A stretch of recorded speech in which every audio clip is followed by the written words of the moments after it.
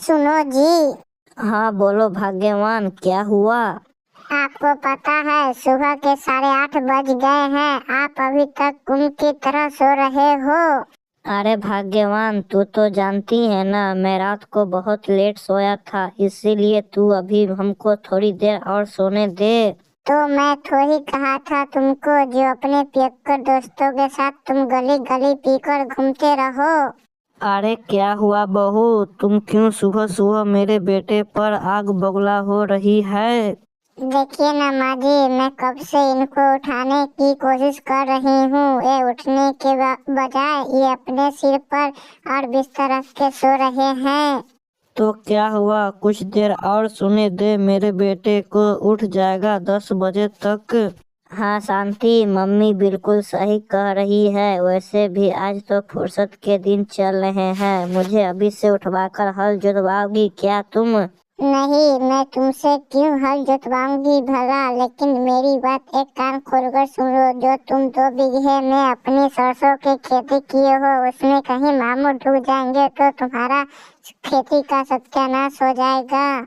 अरे बस कर बहू, कब से मैं तुमको देख रही हूँ, तुम मेरे बेटे से लड़ रही है। ऐसे लड़ लड़ कर मेरे बेटे को तू सुखा दी है। बस अब मैं जाऊंगा खेत में सरसों की रखवाली करने। देखो माँ जी, हमको लड़ने झगड़ने से ये पतले नहीं हुए हैं। ये रोज के रोज दारू पी के आते हैं, एक दिन दारू पी कर आएंगे और आपके सिर पर तांडव करेंगे ना, तो आपको समझ में आ जाएगा।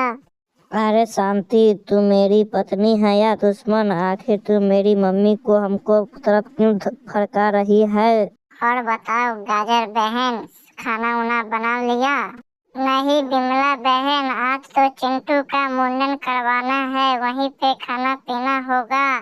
ठीक है बहन, आप जाइए, मैं जाकर खाना बनाती हूँ। क्यों बहन, आप नहीं चल रही हो क्या?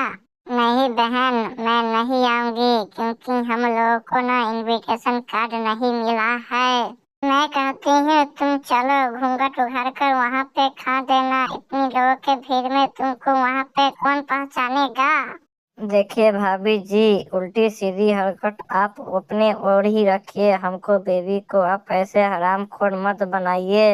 ये क्या बोल दिया हूँ मैं बिमला बहन, जो आपकी हस्बैंड है सो हमको बदतमीजी कर रहे हैं। मैं कोई ऐसी वैसी औरत दिखाई दे रही हूँ क्या?